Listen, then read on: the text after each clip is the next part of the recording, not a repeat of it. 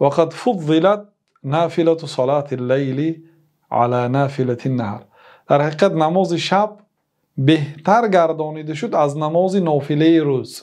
یک آدم بین مثلا بعد آفتاب برآمدن تا وقت زوال، تا ساعت از پیشین 2-3 دقیقه پیش وقتی زوال میشد، آفتاب قیام میشد، از حرکت باز میستاد، اونجا نماز خواندن منع است. تا همون اجازت است بعد آفتاب برآمدن قدی یک نیزه تا آفتاب از حرکت باز ایستادنش وقتی نماز است. و اینچنین بعد نماز پیشین تا عصر اجازت است. یعنی اینقدر در روز شما وقت دارید که نماز نافله خوانید. نماز نافله روز بهتر است یا نماز نافله شب بعد نماز خفتن شروع میشه تا اذان بامداد؟ کدامش بهتر است؟ نماز شب. نماز شب برای چی از نماز روز افضل گردانیده شد؟ و اینچنین استغفار و سحری علی غیره، استغفار پرسیدن در وقت سحری.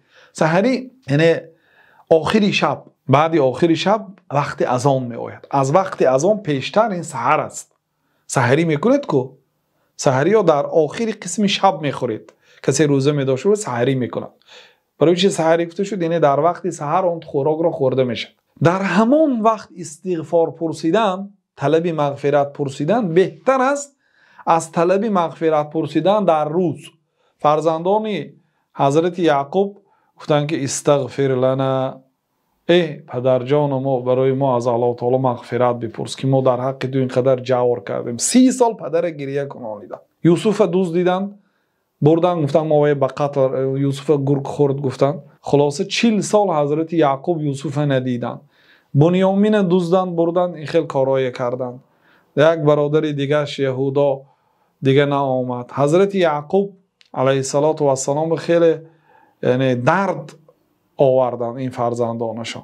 یوسف از پدر جدا کردن، اینقدر سبب مشکلی ها گشتن و در آخر گفتن که پدر جان ما از الله تعالی در گناه های ما مغفرت طلب کن.